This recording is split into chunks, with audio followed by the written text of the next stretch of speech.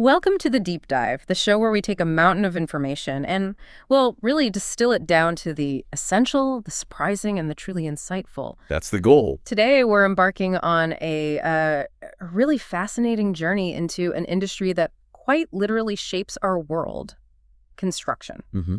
Everywhere. Exactly. Have you ever looked at a soaring skyscraper, or maybe a bustling hospital, or even just your own home, and genuinely wondered, how does it truly come to life? Beyond the surface, yeah. Right, beyond the visible structure, what intricate processes, what precise planning, what unseen complexities are involved in bringing a blueprint into being? It's a huge question. It is, and our mission today is really to demystify this complex world. We want to transform what might seem like dense technical source material into, well, clear, actionable understanding for you. Yeah, give you the tools to see it differently. We're going to dive deep into the foundational elements, the key players, the intricate schedules, and the essential terminology of construction. And we're drawing heavily from a really authoritative source, Introduction to Construction by IDR Akira Angeline Lampines. And that's exactly right. This deep dive, it's specifically designed to offer you a shortcut, really, to provide those aha moments that, unlock a deeper appreciation for the built environment all around us. Those moments where it just clicks. Precisely. We aim to equip you with the foundational knowledge needed to understand an industry that, like you said, literally shapes our world, from our homes and workplaces to the sprawling infrastructure that connects us all. It's fundamental. It really is. Sure. We'll start at the very beginning, defining what construction really is before moving into the core components that make any project a success. And then, we'll break down the financial and terminological aspects that govern these massive undertakings. Prepare to see the world around you with, well, entirely new eyes. Okay, let's do it. Let's really unpack this. When most of us think of construction, we probably picture, hard hats, cranes, people putting things together. The obvious stuff. Right, the act of building seems pretty straightforward. But our source material, this introduction to construction, it takes us much deeper right from the very first page. It even starts with the etymology, which I found fascinating. Oh, yeah. Yeah, the word itself, tracing it back to Latin constructio, which breaks it down into com, meaning together, and struer, meaning to pile up. Ah, okay. Piling up together. Literally, piling things together. Yeah. But I have a feeling it's far more sophisticated than just, piling stuff up. Oh, dramatically so. It really is. The source immediately describes construction as one of the most complex in human industries. And that complexity, it isn't just about the physical assembly, although that's certainly a huge part of it. Sure, that's complex enough. Right. But the definition expands to encompass the art, science, or business of building, to form objects, systems, organizations. Think about that for a moment. Art, science, and business. Exactly. It's not just about the tangible structure, the concrete and steel. It's about the artistic vision that conceives the aesthetics and functionality, how it looks, how it feels, how people move through it. The human experience side. Precisely. And it involves the scientific principles, engineering, physics, material science, ensuring the structure stands up, performs efficiently, is safe, the hard science. Can't skip that part. Definitely not. And perhaps most overlooked, it's the business aspect. The intricate planning, the financial management, the legal frameworks, the supply chain logistics, the coordination of countless diverse skill sets and individuals, architects, engineers, plumbers, electricians, the list goes on. It sounds like a symphony almost. That's a great analogy. It's a true symphony of different expertises, as you hinted, but one where every single instrument needs to be perfectly tuned and played in sequence. Miss one note, and the whole piece can fall apart. That symphony analogy really resonates, especially when you consider all those moving parts. And the core definition from our source, it really drives this home. Construction is the process wherein a design is translated into the real world, into tangible matter. That translation is key. It really is. It's like an incredible feat of alchemy, isn't it? Transforming an abstract idea, a set of lines on a blueprint, into something you can touch, walk through, live in. It's more than just following a recipe, like you might in cooking. Oh, much more. It's bringing a grand vision to life on an absolutely massive, multifaceted scale. Precisely. And the source elaborates further, describing it as the process of building from site preparation through erection, assembly, and finishing operations. The whole life cycle. Exactly. This emphasizes the truly holistic nature of construction. It's not just the visible phase of putting up walls or raising a frame. It's a full life cycle. It begins long before the first shovel breaks ground, often months, sometimes years of planning and design. Right, all that prep work. Yeah, and it continues through the rigorous building phase, the assembly of intricate components, and it doesn't truly conclude until the last coat of paint is dry, the final fixture is in place, and the building is ready for occupancy. So it's a long haul. It can be. And the source mentions the manner in which materials are ordered, assembled, and united into a whole as frame construction. This bit highlights the incredible meticulousness required. Ordering and assembling sounds simple, but I bet it's not. Not at all. Imagine managing hundreds of thousands, maybe millions, of individual components. Each one needs to arrive at the right time, in the right quantity, and be assembled with, sometimes, millimeter precision. Wow. It's a logistical puzzle, a supply chain ballet, and a feat of engineering all rolled into one. It demands incredible foresight and coordination at every single stage. Every single stage. So, okay, given that comprehensive definition of construction, this grand process transforming ideas into reality, let's transition to something that might seem obvious, but has a very specific meaning here. What is a project? Because not everything that involves building is necessarily a project in the way the construction industry rigorously defines it, right? Exactly. And what's fascinating here is how the source defines a project. A temporary endeavor undertaken to create a unique product, service, or result. Temporary and unique, those seem like the key words. They are absolutely key for understanding construction. It's what sets it apart from, say, a manufacturing plant churning out thousands of identical cars day after day. Right, that's ongoing operations. Precisely. The emphasis on temporary and unique is paramount.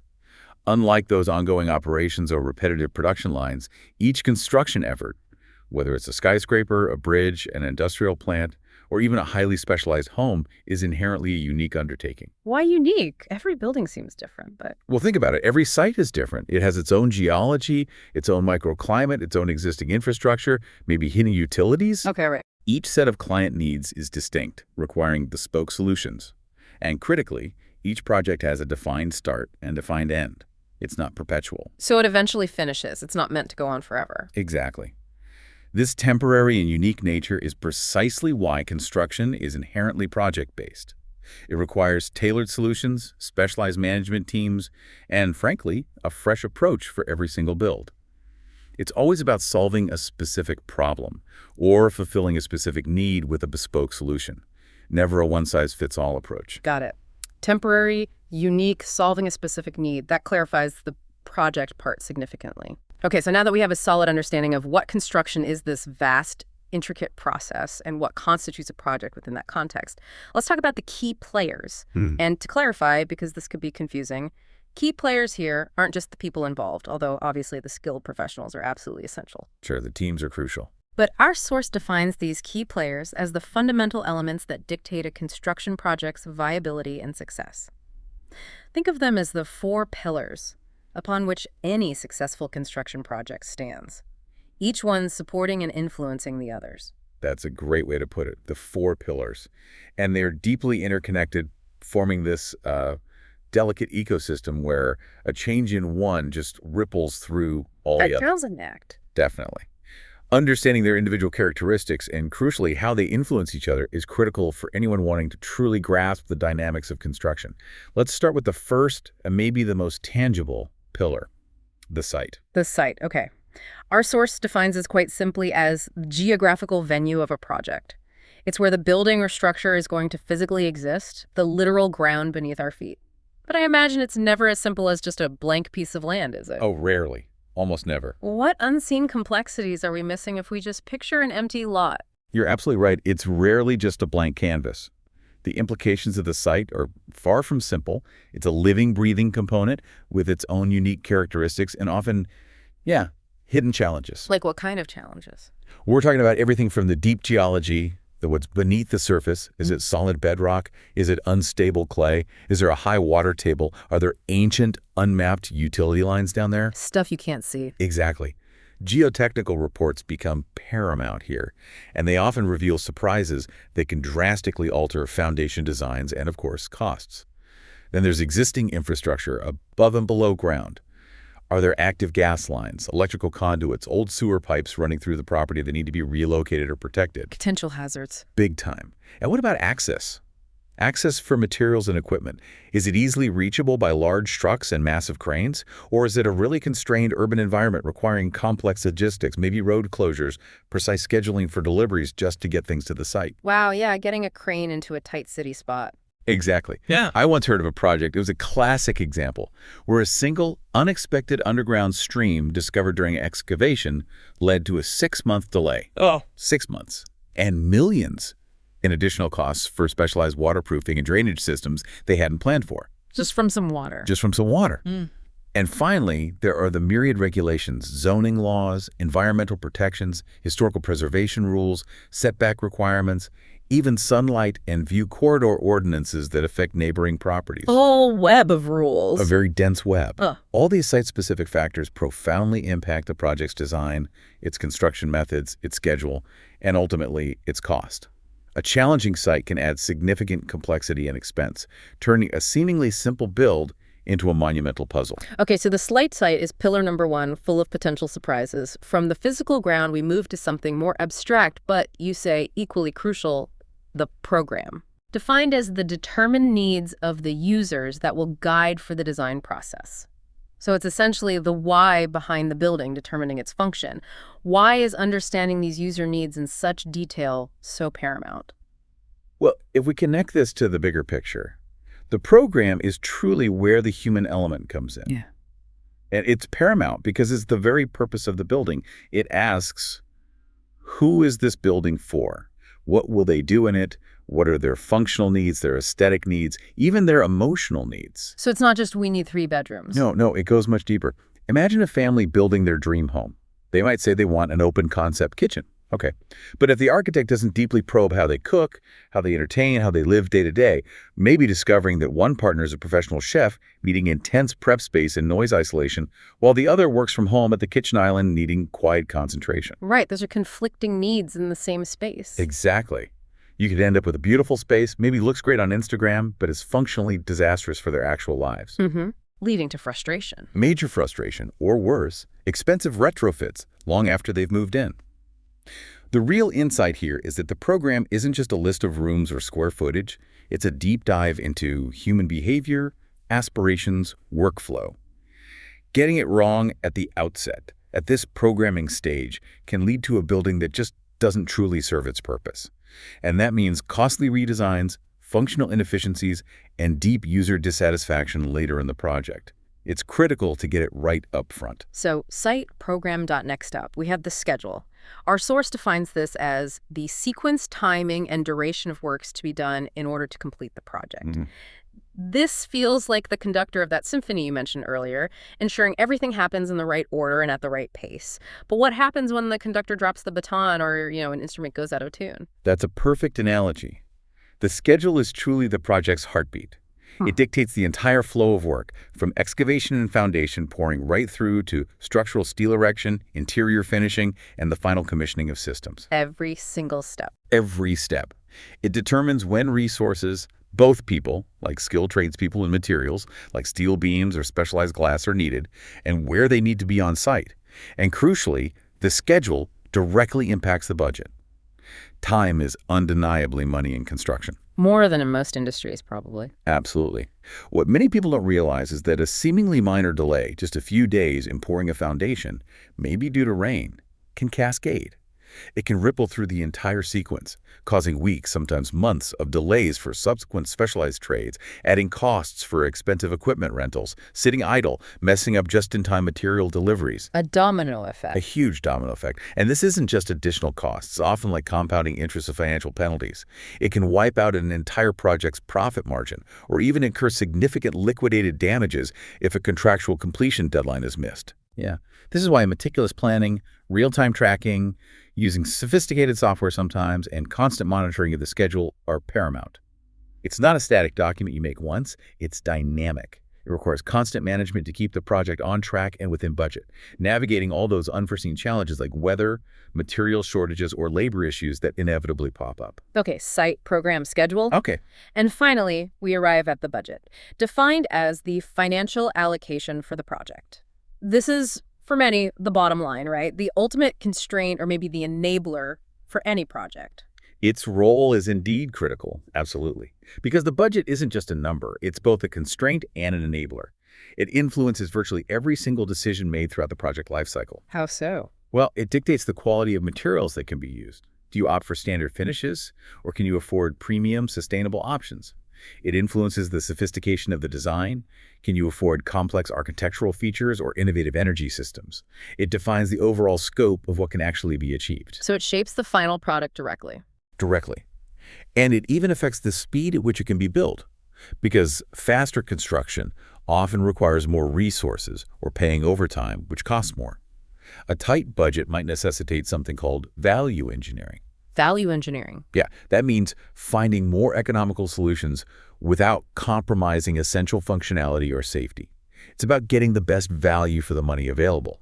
Conversely, a generous budget might allow for more innovative design, higher-end finishes, or maybe a faster completion. Right. But what's really crucial to understand, going back to your earlier point, is that these four players, site, program, schedule, and budget, they're constantly interacting. They're influencing each other in this dynamic, delicate balance. You really can't touch one without affecting the others. Can you give an example of that interaction? Sure. Let's say you have a particularly challenging site, maybe that underground stream we talked about. Yeah. That discovery is going to push up the budget due to the need for complex foundations and waterproofing. That budget increase might, in turn, force a reevaluation of the program. Maybe they have to cut back on some desired features or reduce the square footage. Or it might lead to schedule delays as they redesign the foundation or wait for specialized equipment. See how one thing impacts everything else. Yeah, it's all linked. Site affects budget, budget affects program and schedule. Exactly. You can't optimize your schedule without considering your budget or change your program without thinking about your site constraints and, by extension, your costs and maybe even your schedule. So what does this all mean? It means you really have to think holistically. This interconnectedness, this dynamic system where every element impacts the others, is a fundamental key takeaway for truly understanding construction. They aren't separate boxes. They form a single, constantly shifting equation that needs constant balancing. Okay, that makes a lot of sense. The four pillars: site, program, schedule, budget, all interconnected. Now that we've grasped these fundamental key players, these pillars, let's dive into the chronological roadmap, the project schedule itself. Roadmap, yes. This is truly the project's timeline, detailing each critical phase from the very first spark of an idea right through to the final handover of the keys. Our source goes into incredible detail here, outlining, I think, 16 distinct steps. It really lays bare the sheer complexity and the sequential nature of building. It does. And this schedule is, in essence, the blueprint for execution. It's that master score you mentioned earlier. It brings together all those key players we just discussed, site, program, budget, into an actionable step-by-step sequence, ensuring that the project progresses logically and, hopefully, efficiently. So where does it all begin? What's step one? Well, let's start with the earliest stages, which our source groups into what we can broadly call pre-design and conceptualization.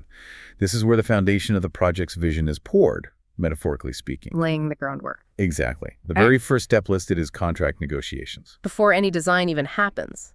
Often, yes, or concurrently with very early concepts.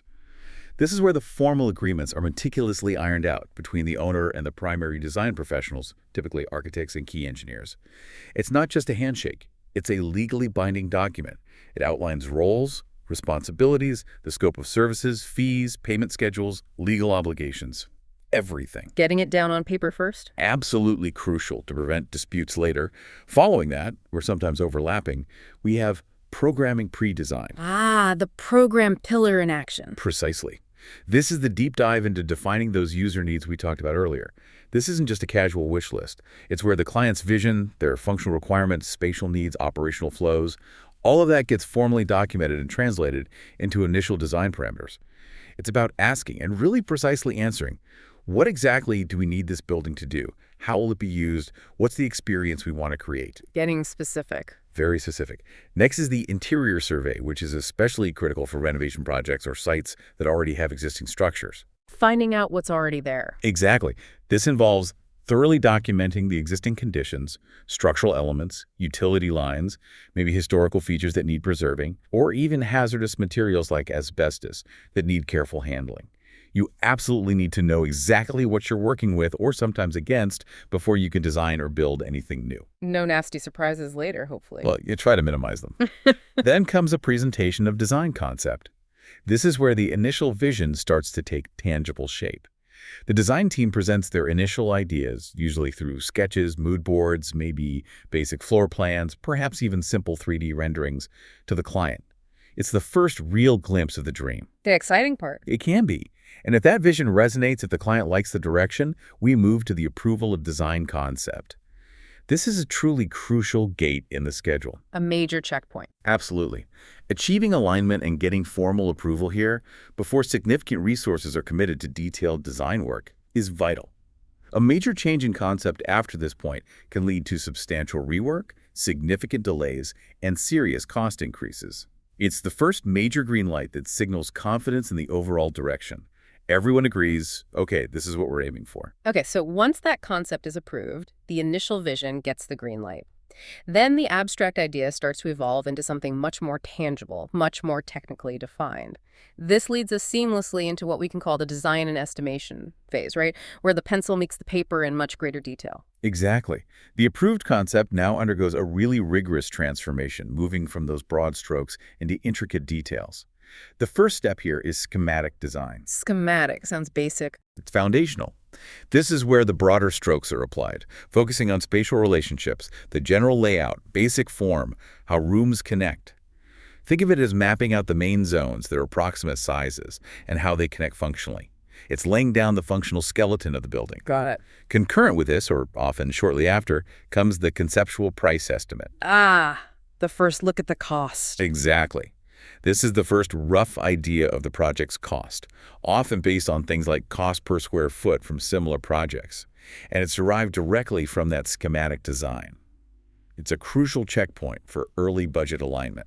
Making sure the design fits the wallet. You got it. Ensuring the design is still financially feasible before too much detail gets added. This estimate then leads to the review and approval of budget estimate. This step formalizes those financial expectations.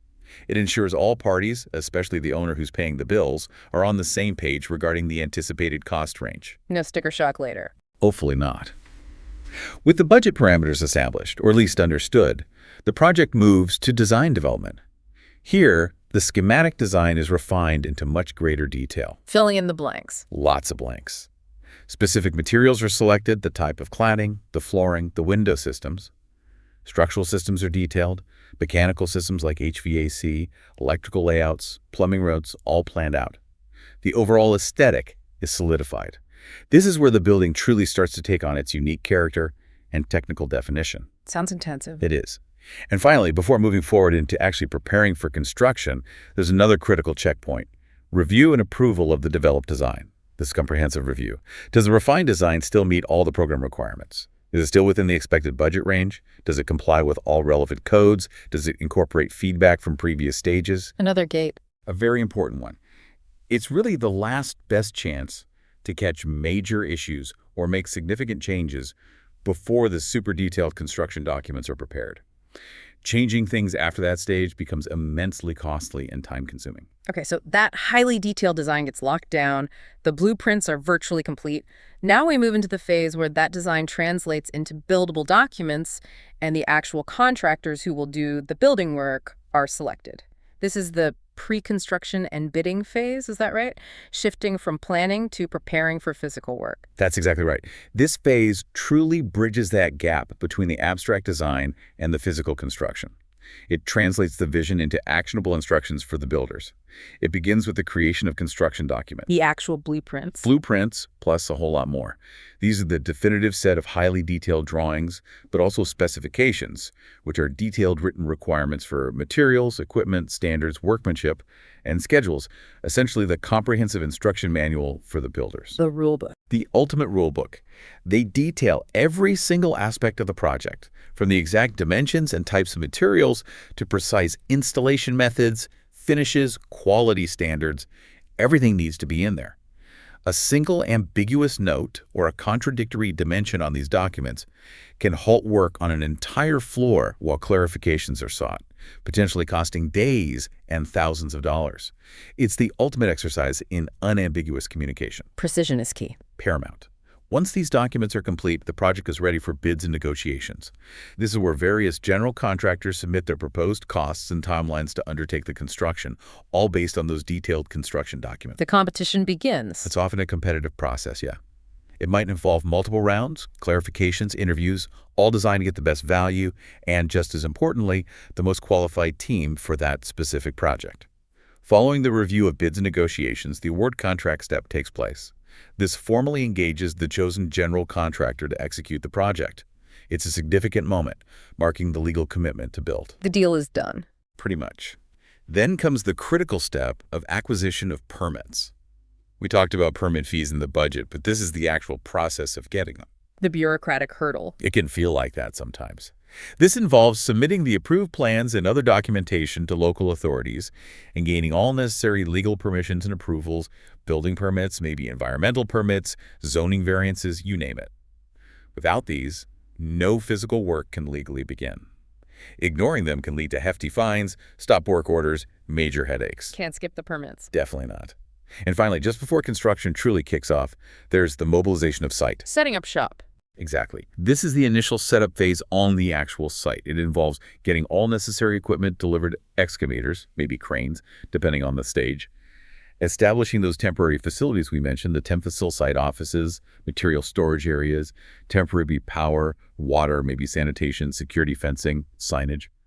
And bringing the initial personnel to the site, like the site superintendent. It's literally transforming that empty lot or existing site into a functioning construction hub, ready for work to begin. Okay, and then finally, after all that meticulous planning, design, documentation, bidding, permitting, setting up, we arrive at what most people visualize when they think of construction, the actual building phase, followed by the essential closeout of the project. Right. This is where the physical manifestation of the design happens, during what the source calls construction administration. Administration.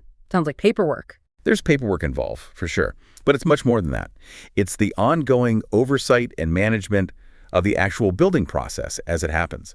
It involves a continuous dialogue, constant communication between the design team, the contractor, and the owner. Keeping everyone aligned. Constantly. Yeah. Site visits are frequent, quality control checks are paramount, and there's continuous problem solving as unforeseen conditions inevitably arise, or maybe design details need on-the-fly clarification based on site realities. Yeah. It's all about ensuring that the work adheres strictly to the approved plans, specifications, and quality standards laid out in the construction documents. Making sure it's built right. Exactly.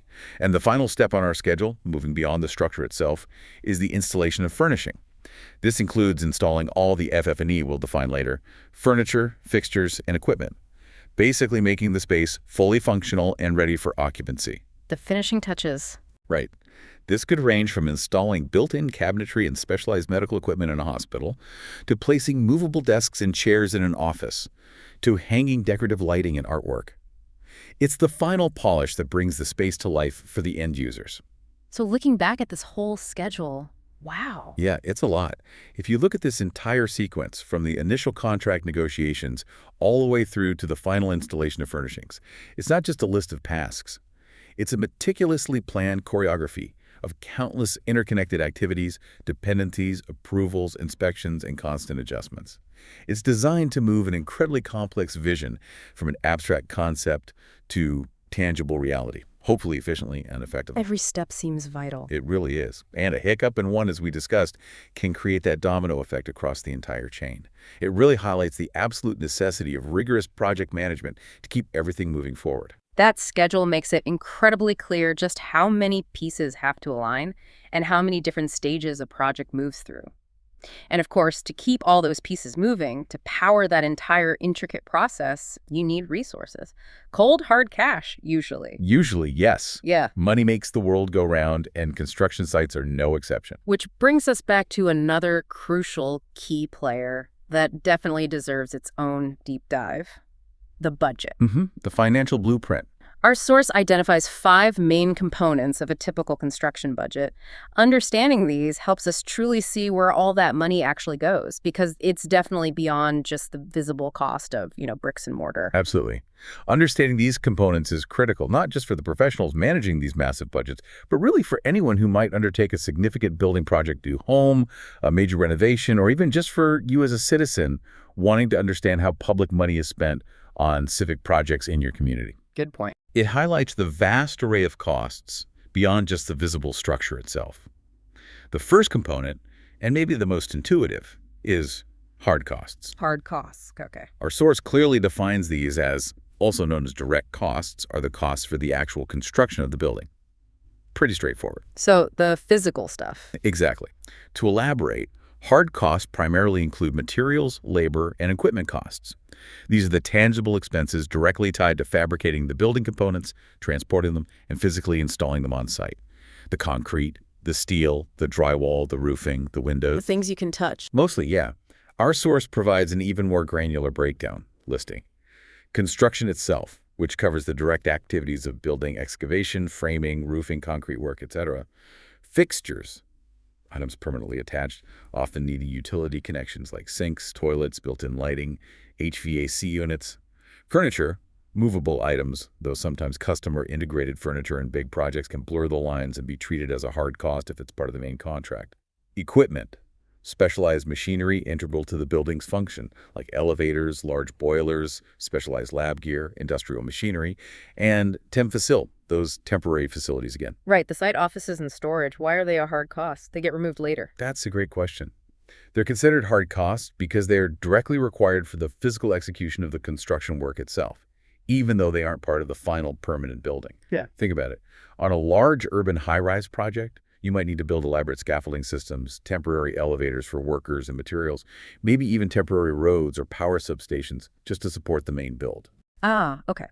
They enable the direct work. Precisely. These aren't just tents. They're often complex, engineered structures essential for supporting the main build. Their costs are very real and directly attributable to the construction activity, contributing significantly to that hard cost line item. Got it. Okay, so hard costs are the direct building expenses. Now here's where you said it gets really interesting, because the next component, general conditions, is often quite misunderstood by those outside the industry. Yeah, this one causes some confusion sometimes. Our source explains that these refer to the general contractor's non-trade costs that are required in order for a construction project to take place. So not the direct building work, but the enabling or managing work. You're absolutely right. They are distinct from hard costs, which are typically associated with specific trades like carpentry or plumbing. General conditions are essentially the overhead costs of managing and maintaining the construction site and the overall project operation. They are the operational expenses that support the direct building activities, but aren't tied to the physical labor of putting a specific material in place. Okay, like what specifically? Our source gives excellent examples. Temporary utilities, the electricity needed for power tools, site lighting, the site offices, maybe water for mixing concrete or dust control, sanitation facilities. Then there's project supervision. This is a big one. It's the salaries of the indispensable site managers, the superintendents, the foremen, safety officers, quality control personnel who coordinate all the trades and ensure work proceeds smoothly and safely. The management team on site. Exactly. Also, things like dumping services for the constant removal of construction debris. Printing, you wouldn't believe the amount of paper. For plans, documents, safety notices, submittals required daily on a large site. Trailer rental temfacil, the cost of renting or setting up those temporary site offices and facilities we just talked about, and broader project management and administrative costs. This covers the general contractor's back office support, coordination efforts, overall project oversight, maybe some insurance aspects tied to operations. So it's the cost of running the construction operation. That's a perfect way to put it. These are essential for running the project smoothly, safely, and compliantly, for coordinating all the different trades, keeping things on schedule, managing risks on site. They are the scaffolding, both literal and metaphorical, that supports the entire construction process, and they represent a significant portion of the overall budget, often calculated as a percentage of the hard costs. Right, okay. Hard costs, general conditions, then we have soft costs. The source says these cover design and other services that are needed for a project but are not directly tied to the actual physical building. These sound like the behind-the-scenes expenditures, maybe before construction even starts. Often, yes. Many soft costs are incurred early, but they can continue throughout the project. They are indeed crucial, yet often less visible to the casual observer. Our source lists key examples.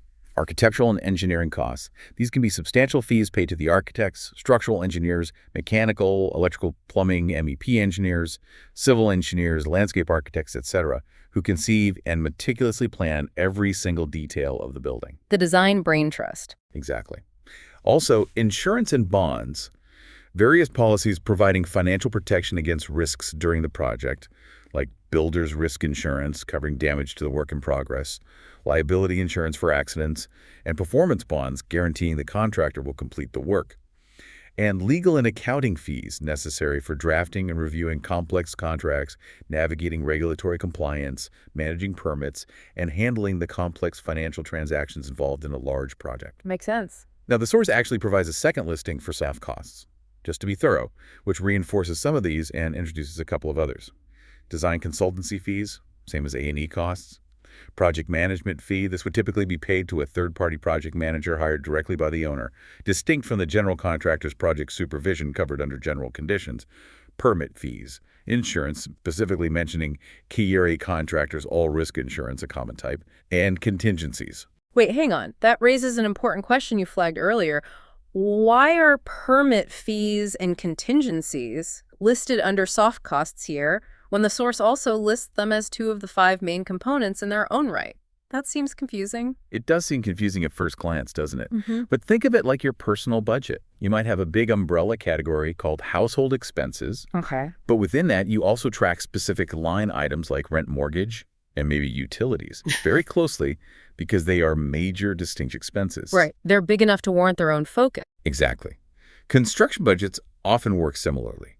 Soft costs is the big umbrella category for all those services and non-direct build expenses. But permits and contingency are so crucial, often representing significant sums, and are managed so specifically that they also get elevated to their own starring roles as distinct main components of the overall budget structure. Different accounting systems might classify them slightly differently, maybe nesting them, but the core idea is consistent. These are costs that aren't about the literal bricks and mortar, but about the planning, oversight, legalities, risk management, and permissions that underpin the entire project. Okay, that clarifies it. It's about emphasis and how budgets are structured. So that brings us directly to permits and fees as its own main category. These are distinct, the source notes, because they are often calculated based on the scope of work and size of the project. So big building means bigger fees, generally. Exactly. These are typically non-negotiable regulatory costs imposed by local, state, and sometimes even federal government authorities. They are absolutely essential for legal construction and for ensuring public safety and compliance with a vast array of building codes, zoning ordinances, environmental regulations, maybe historical preservation rules. The cost of getting permission. Pretty much. Without acquiring the necessary permits, which, by the way, can involve extensive review processes, public hearings, sometimes environmental impact assessments, a project simply cannot legally proceed, regardless of how much money has been allocated for hard or soft costs. They are effectively a gateway fee required to build, and their cost can vary significantly based on the project's location, its type, commercial, residential, industrial, its sheer size, and the complexity of the permits required. It's not uncommon for permit fees to represent a significant line item in a project's budget, sometimes reaching into the hundreds of thousands or even millions of dollars for very large, complex developments. Wow, okay. And finally, the 5th main component, a crucial one that everyone hopes they don't have to use much but are always immensely glad to have, contingency. Ah, yes. The safety net. Our source defines it simply as every project should have some money set aside for unexpected circumstances. Sounds essential. It is perhaps one of the most vital components, especially in an industry as complex, inherently unpredictable, and often long-term as construction.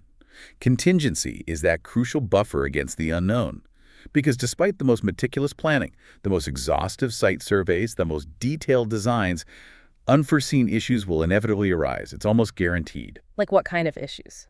Oh, anything. Discovering those unexpected unstable soil conditions we keep mentioning, requiring deeper foundations, sudden sharp material price fluctuations due to global supply chain disruptions like we've seen recently, unforeseen labor issues or shortages, maybe even relatively minor design changes requested by the owner mid-construction that weren't originally budgeted.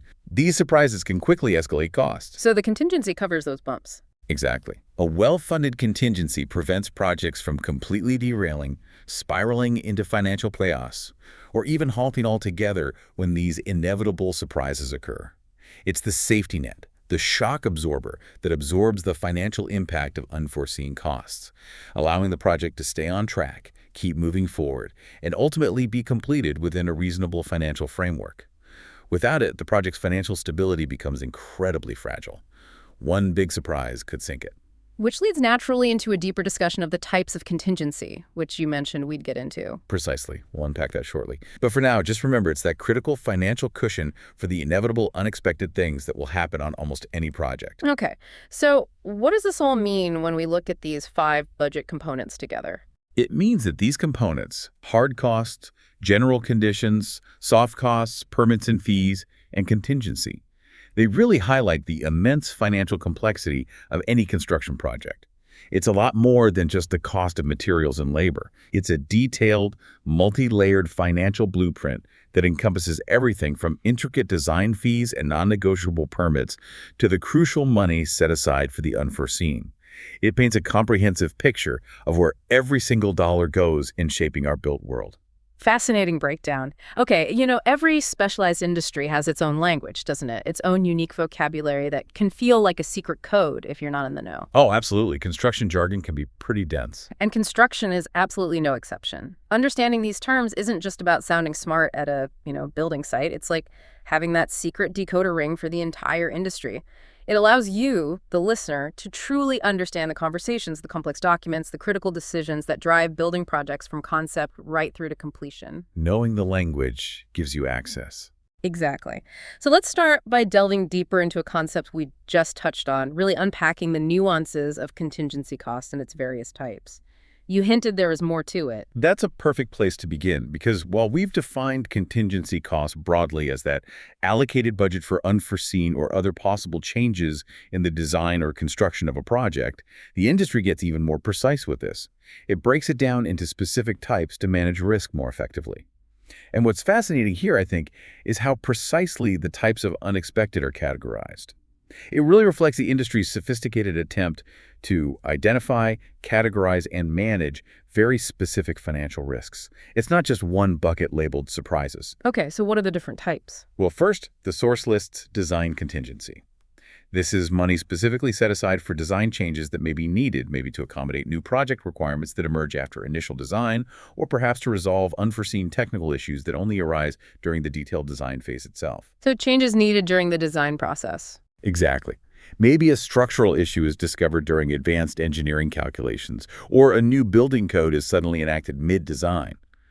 This buffer accounts for the natural evolution and refinement of a complex design before construction even starts. Makes sense. What's next? Then there's construction contingency. This is probably what most people think of. It's money that may be needed to pay for unforeseen work or materials necessary to complete the construction work after building is started. Surprises on the job site. Exactly.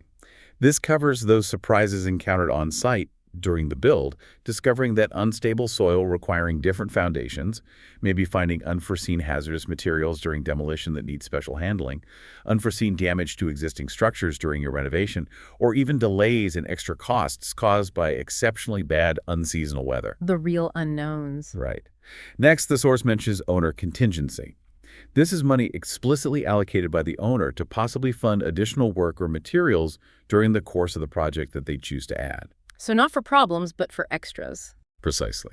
This is distinct from design or construction contingencies, which cover problems or necessities. Owner contingency is for changes or additions the owner might choose to make midstream.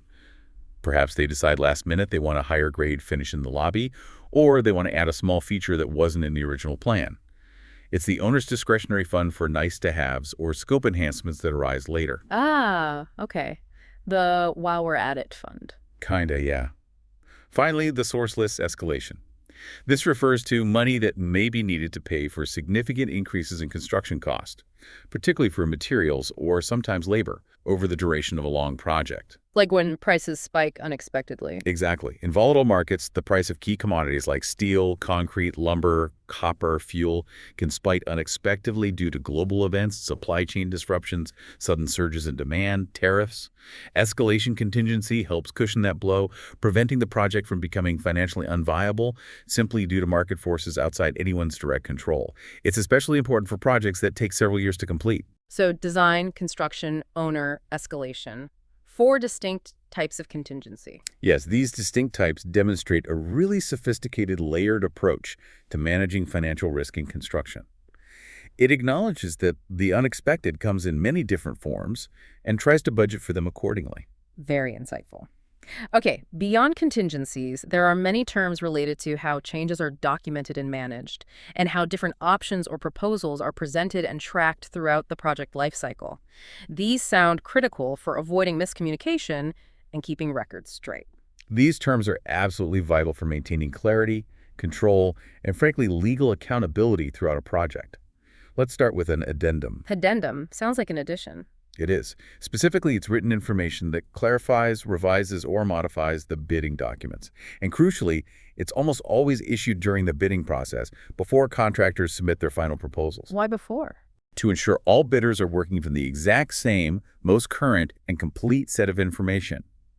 If a change or clarification is needed after the bid documents go out, an addendum ensures everyone gets the update, preventing discrepancies and ensuring fair, comparable bids. Okay. What about an alternate? An alternate refers to additional design or material options that are deliberately added to the construction documents and/or specifications, specifically to obtain multiple possible cost estimates for the project from the bidders. So giving options. Exactly. You'll often hear about add alternatives. These propose adding scope or using higher quality materials like alternate #1, upgrade to marble countertops. And deduct alternates, these propose reducing scope or using more economical options like alternate #2, use vinyl flooring instead of hardwood. This allows the owner to see the cost implications of different choices and make informed decisions based on their budget priorities without having to completely redesign the project later. Smart. Flexibility in bidding. Right. Now, as-built drawings, also sometimes called record drawings, are incredibly crucial, especially after the project is finished. As built, meaning how it was actually built. Precisely. These are the original contract drawings that have been meticulously marked out by the contractor during construction to reflect any and all changes, deviations, or concealed conditions that happen during the build. They capture the actual final configuration of the building, including things hidden behind walls like pipe routes or wiring paths that might differ slightly from the original plan. Why is that so important? They are invaluable for future maintenance, for planning renovations, or for troubleshooting any building systems later on. They show the building's true final configuration, not just the initial design intent. Trying to fix a hidden pipe leak without accurate as-builts can be a nightmare. I can imagine. Okay, a bid seems straightforward. Yes, a bid is simply a formal offer or a proposal, typically including a price and a time frame, submitted by contractors when a project is put out to bid. This is the standard mechanism for owners to solicit competitive proposals from qualified builders. Right. Now, a change order. This sounds important. Extremely important. A change order is a critical written document agreed upon and signed by the owner and the contractor, and sometimes the designer engineer if authorized, that formally authorizes a change in the work or an adjustment in the contract sum, the price, or the length of time allowed for completion, the schedule. So any significant change needs one. Absolutely. This raises that important question again. Why is written authorization so critical for managing scope creep and financial implications? To avoid disputes. Exactly. Without a formal, signed change order, every little deviation, every verbal client request mid-job, every unforeseen issue needing extra work turns into a potential he said, she said nightmare. It can grind a project to a halt over disagreements, or worse, end up in costly litigation after the fact. Think of a change order as the absolute non-negotiable handshake in ink. It's the formal, legal mechanism for acknowledging and agreeing upon any significant deviation from the original contract scope, cost, or time. Essential for control. Got it. What about a field order? Sounds similar. Similar, but distinct. A field order is also a written order, usually from the architect or engineer to the contractor. but it's specifically for calling for a clarification or a minor change in the construction work that does not involve any adjustment to the contract sum or the contract time. Ah, so minor stuff only. Right. It's used for small, immediate clarifications needed on site, confirm the paint color here, or minor adjustments that don't impact the budget or overall schedule, move this light switch 6 inches to left. It avoids the bureaucracy of a full change order for things that don't have significant cost or time implications, distinguishing it clearly from the more impactful change order process. Okay, that distinction is helpful. Now, of course, there are many terms that govern the regulatory oversight and administrative processes that keep projects safe, legal, and compliant with all the relevant standards. These sound like the checks and balances. They absolutely are. These are non-negotiable elements for public safety and compliance, acting as critical gatekeepers throughout the entire construction process. We've touched on permits, but let's define building permit formally. Okay. A building permit is that written document issued by the appropriate local government authority, usually the city or county building department, permitting the construction of a specific project only in accordance with the drawings and specifications that the authority has reviewed and approved. You simply cannot begin construction legally without it displayed on site. It's the official green light from the governing body. The starting gun, legally speaking. You could say that. Then, after construction is complete and the building department has done its final inspections and confirmed everything meets code, a certificate of occupancy, often called a C of O, is issued. The finish line. Essentially, yes. This is a document from that same local government agency stating that the building or property meets local standards of occupancy and is in compliance with all applicable public health and building codes.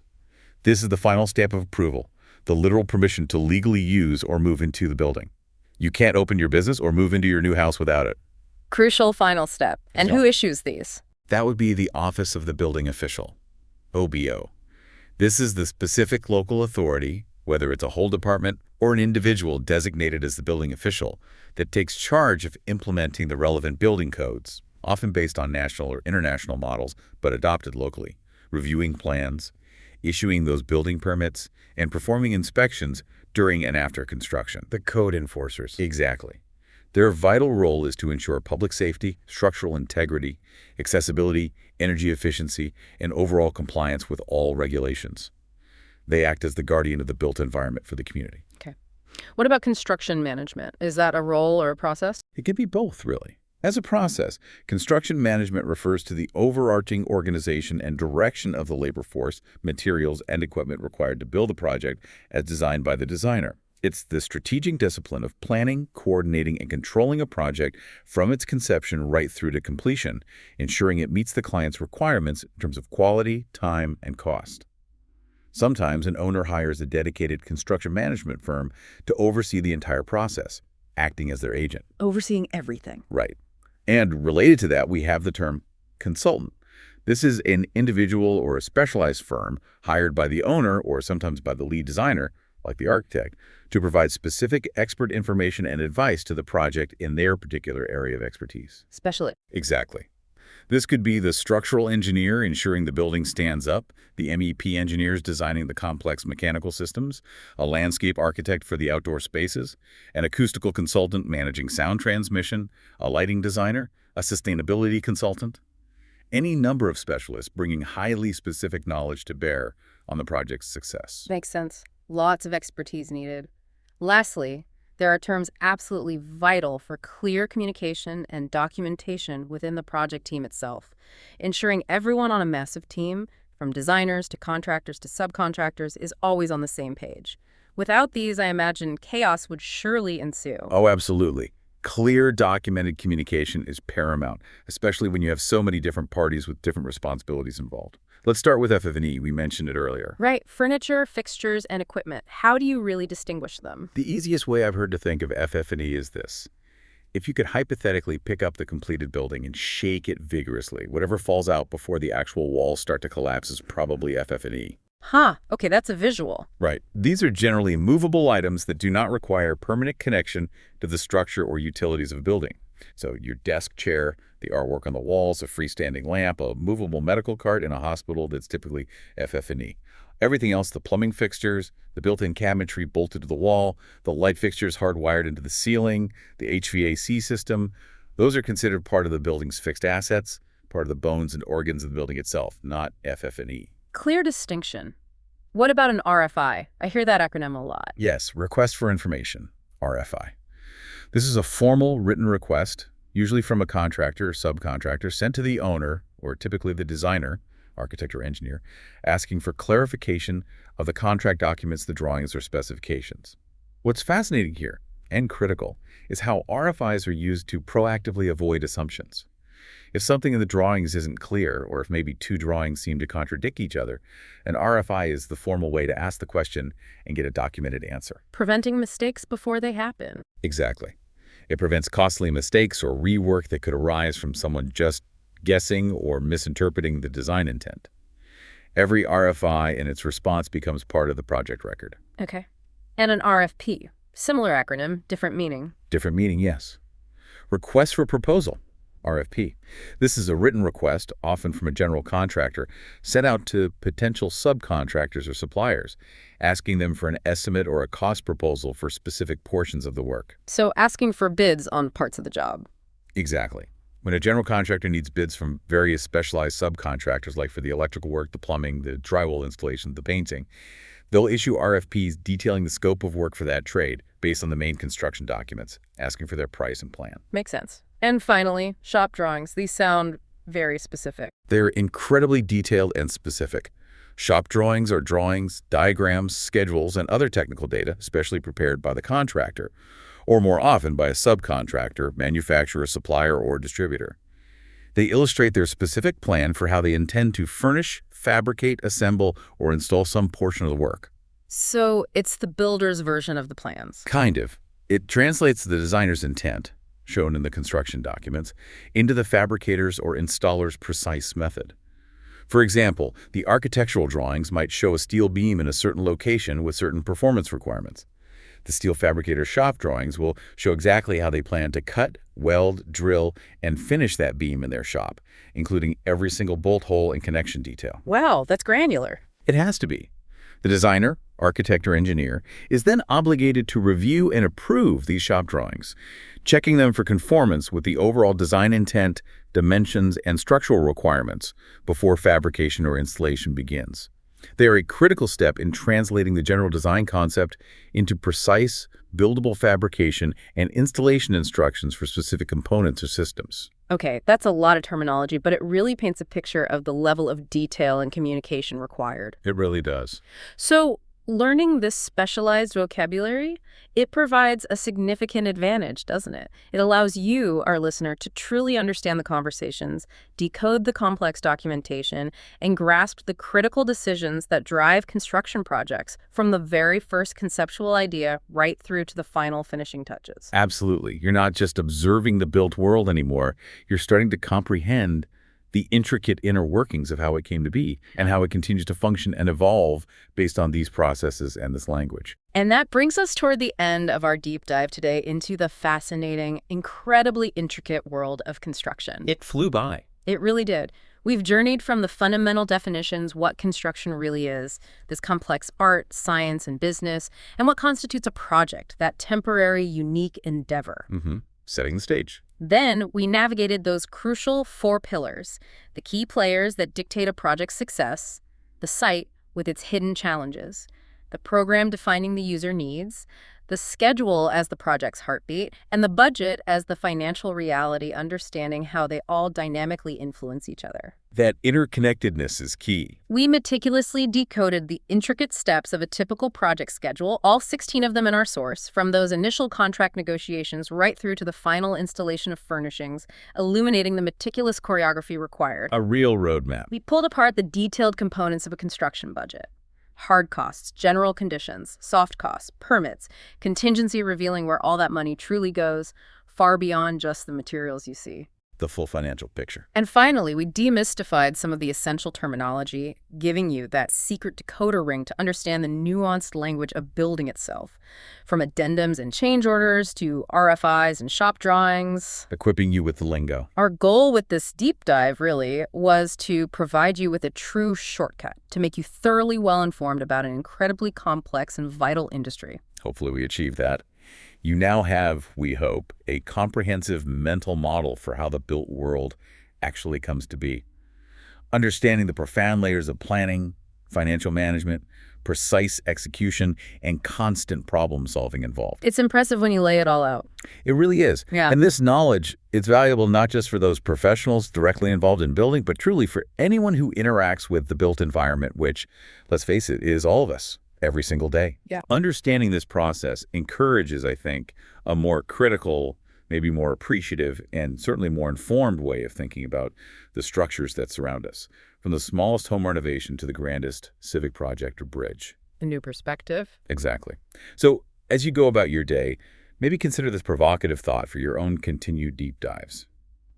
How does this highly structured, systematic approach to construction, with its unwavering emphasis on meticulous planning, clear budgeting, precise scheduling, and really unambiguous communication, how does that mirror the systematic problem-solving required in any large-scale human endeavor? That's interesting. Lessons beyond building. I think so. What lessons from the world of building, with all its inherent risks and complexities that have forced this structured approach, might apply to other complex projects in your own life or work, whether that's planning a major event, developing a new product, launching a business, or even just strategically organizing your personal finances? Where else is that level of structured planning and risk management needed? Food for thought, definitely. Take this knowledge with you, observe the buildings and infrastructure around you with fresh eyes, and perhaps inspire your own deep dives into the countless processes that shape our world, seen and unseen. Keep asking how things work. Exactly. Until next time, keep digging.